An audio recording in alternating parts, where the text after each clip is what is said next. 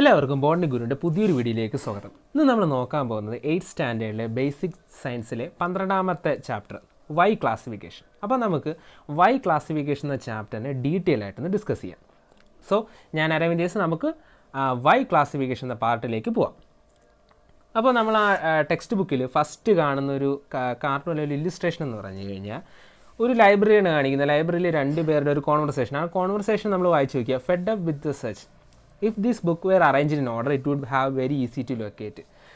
അവർ പറയുന്നത് അവരൊരു ബുക്ക് തപ്പിക്കൊണ്ടിരിക്കുകയാണ്, പക്ഷേ കറക്റ്റ് ഓർഡറിന് ആ ലൈബ്രറിയിൽ അറേഞ്ച് ചെയ്യാത്തതുകൊണ്ട് അവർക്ക് ഉദ്ദേശിച്ച ബുക്ക് കണ്ടെത്താൻ സാധിക്കുന്നില്ല.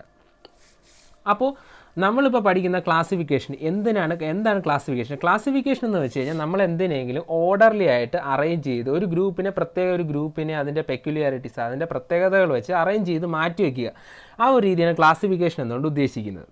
അപ്പോൾ ഈ ലൈബ്രറിയിലെ ബുക്കുകൾ നല്ല ഓർഡറിലായിട്ട് അടുക്കി വെച്ചിരുന്നെങ്കിൽ നമുക്ക് ഉദ്ദേശിക്കുന്ന സാധനം വളരെ പെട്ടെന്ന് കണ്ടുപിടിക്കാൻ പറ്റും. പക്ഷേ ഇവിടെ ഓർഡറിലെല്ലാം അടുക്കി വെച്ചിരിക്കുന്നത്, അതുകൊണ്ട് തന്നെ കൃത്യമായിട്ട് കണ്ടുപിടിക്കാൻ പറ്റത്തില്ല. അപ്പോൾ ക്ലാസിഫിക്കേഷൻ എപ്പോഴും ഇമ്പോർട്ടൻ്റ് ആണ്. അപ്പോൾ നമ്മുടെ ജീവിതത്തിൽ ഏറ്റവും ഇമ്പോർട്ടൻ്റ് ഒരു കാര്യമാണ് ക്ലാസിഫിക്കേഷൻ. നമ്മൾ എന്ത് കാര്യം ക്ലാസിഫൈ ചെയ്താണ് പഠിക്കാറുള്ളതും ചെയ്യാറുള്ളതും.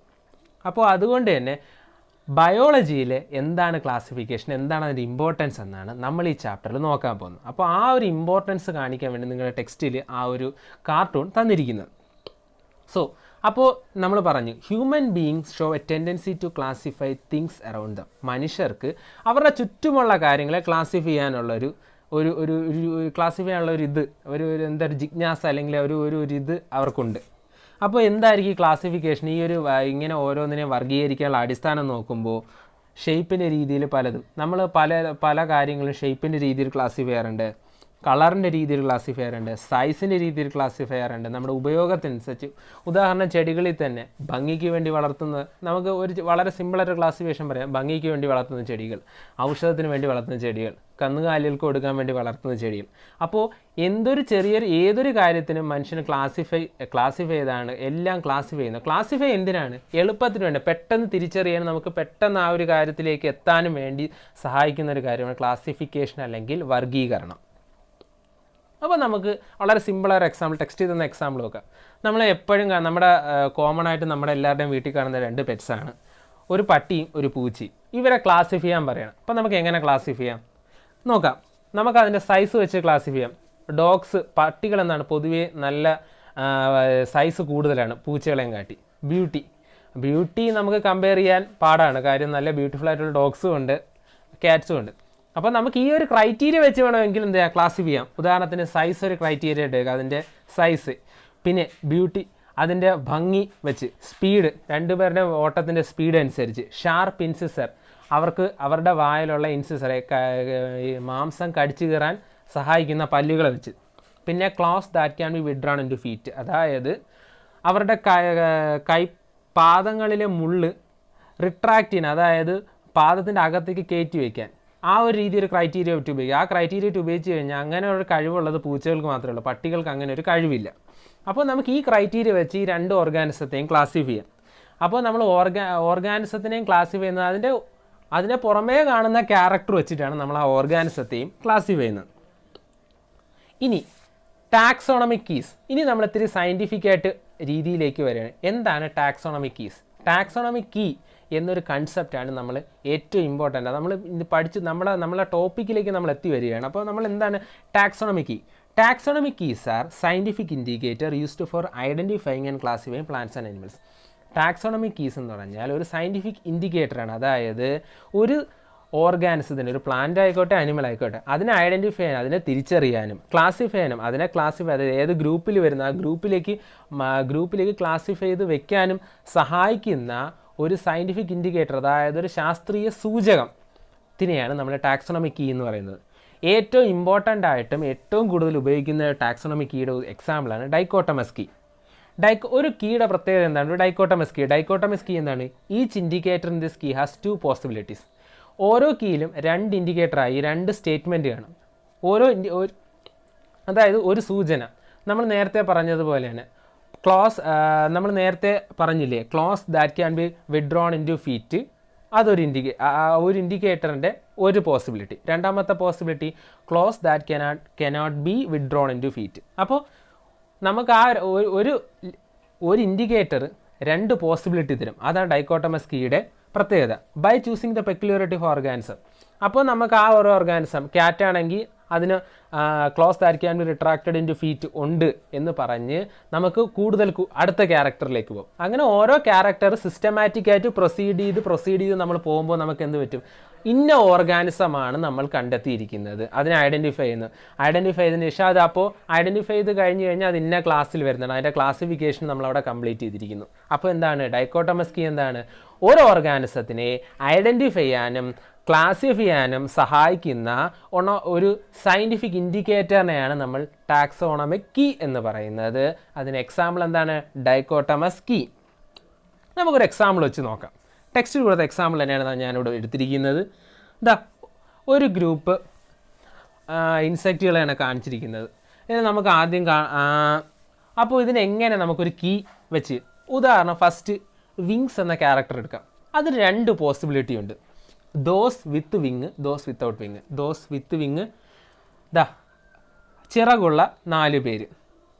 ബട്ടർഫ്ലൈ ഉണ്ട്, ഡ്രാഗൺ ഫ്ലൈ ഉണ്ട്, നമ്മുടെ നോർമൽ ഹൗസ് ഫ്ലൈ ഉണ്ട്, പിന്നെ നമ്മുടെ വെട്ടുകിളി എന്ന് പറയുമ്പോൾ ലോക്കസ്റ്റ് ഉണ്ട്.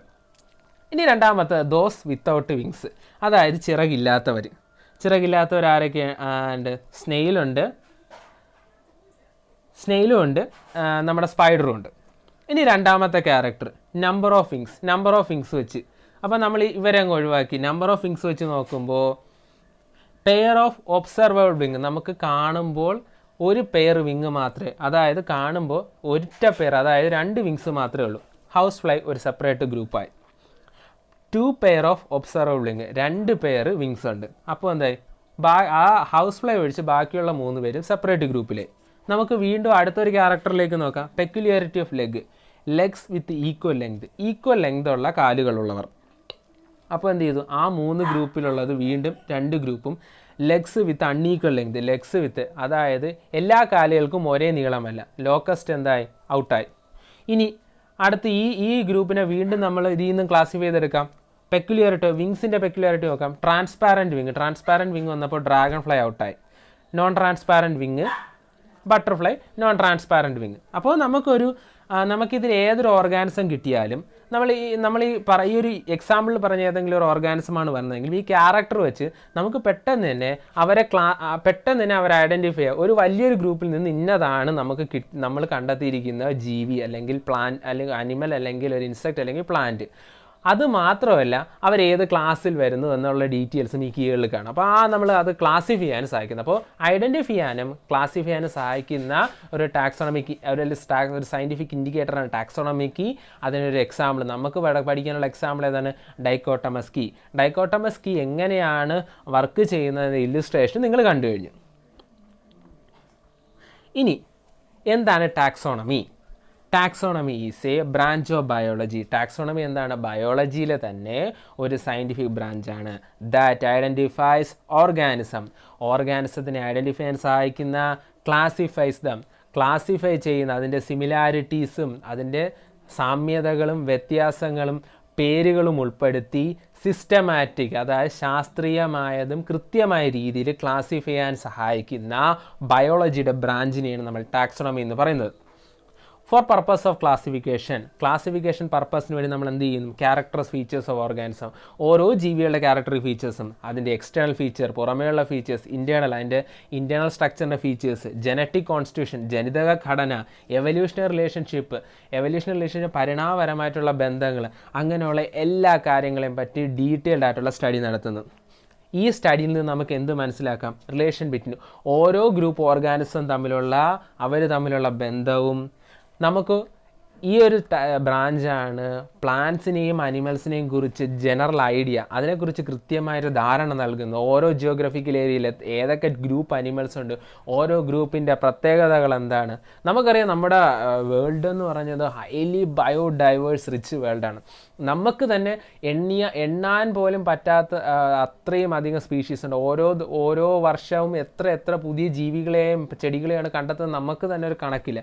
അപ്പോൾ നമുക്ക് എല്ലാം ഒത്തു പഠിക്കാൻ പറ്റില്ല. പറ്റില്ല. പക്ഷേ ടാക്സോണമി എന്ന സയൻസിൻ്റെ സഹായത്തോടെ അവരെ ഐഡൻറ്റിഫൈ ചെയ്ത് ക്ലാസിഫൈ ചെയ്ത് ഗ്രൂപ്പുകളിലാക്കി നമുക്ക് ജനറലായിട്ട് എന്തൊക്കെ ടൈപ്പ് പ്ലാന്റ്സ് ഉണ്ട്, അനിമൽസ് ഉണ്ട്, ഓർഗാനിസം എങ്ങനത്തെ ഓർഗാനിസം ഉണ്ട്, അവരുടെ എവല്യൂഷൻ റിലേഷൻഷിപ്പ് എങ്ങനെയാണ്, അവരുടെ എവല്യൂഷൻ എങ്ങനെയാണ്, അങ്ങനെയുള്ള എല്ലാ കാര്യങ്ങളും കൃത്യമായി പഠിക്കാൻ സാധിക്കും. അപ്പോൾ അങ്ങനെ അതിന് സഹായിക്കുന്ന ആ ഒരു ബ്രാഞ്ച് ഓഫ് ബയോളജിയാണ് നമ്മൾ ടാക്സോണമി എന്ന് പറയുന്നത്. So based on similarities or differences, all organisms, including നമ്മൾ human beings, are placed in different levels of classification. ഇത് കൊണ്ടുവന്നതാരാണ്? It was a scientist named Carl Linnaeus. നമ്മൾ ഓർത്തു വെക്കേണ്ട, ഒരിക്കലും മറന്നു പോവാതിരിക്കാനുള്ള ഒരു പേരാണ് Carl Linnaeus. Who fixed taxonomic hierarchy. നമ്മൾ ഇന്ന് കാണുന്ന ടാക്സോണമിക് ഹയറാർക്കി, അതായത് ടാക്സോണമിക് ഗ്രൂപ്പുകളും ക്ലാസിഫിക്കേഷൻ ഒരു സയൻറ്റിഫിക്, അതായത് ഒരു സയൻറ്റിഫിക് ആയിട്ട് ഒരു അടിത്തറ പാകിയ സയൻറ്റിസ്റ്റാണ്, അല്ലെങ്കിൽ ഫാദർ ഓഫ് ടാക്സോണമി എന്ന് തന്നെ പറയുന്നുള്ള അതാണ്. അദ്ദേഹത്തെ നമ്മൾ എന്താ പറയുന്നത്, ഫാദർ ഓഫ് ടാക്സോണമി എന്ന് പറയുന്ന കാൾ ലിനിയസ് ആണ്. അദ്ദേഹമാണ് എന്ത് ചെയ്തത്, ടാക്സോണമിക്ക് വേണ്ടി കോൺട്രിബ്യൂഷൻസ് ഒക്കെ നടത്തിയത്.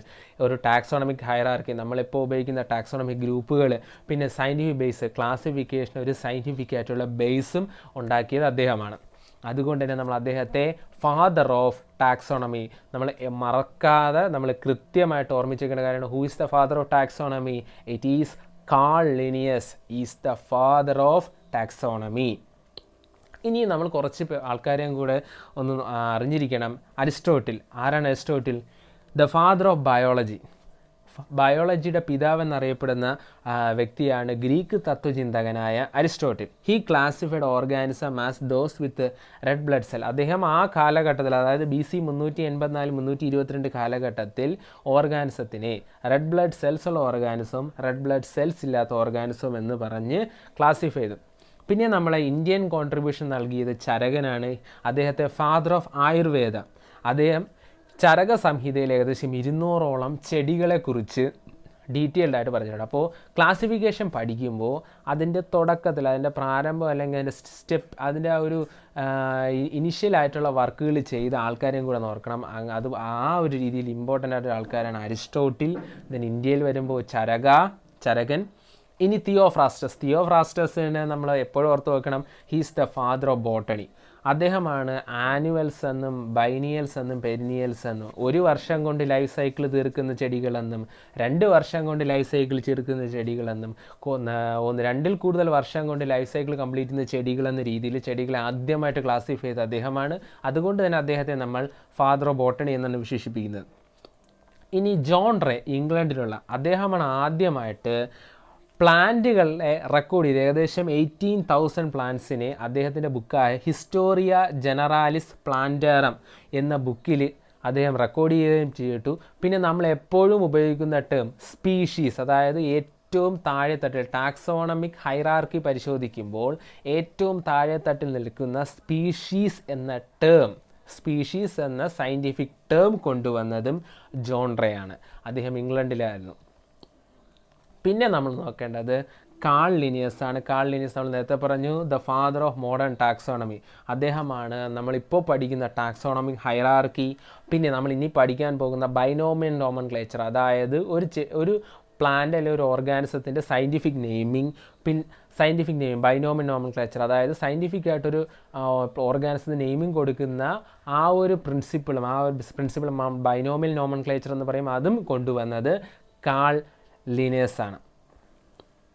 ഇനി ടാക്സോണമിക് ഹൈറാർക്കി, കാൾ ലിനിയസ് കൊണ്ടുവന്ന ടാക്സോണമിക് ഹൈറാർക്കി.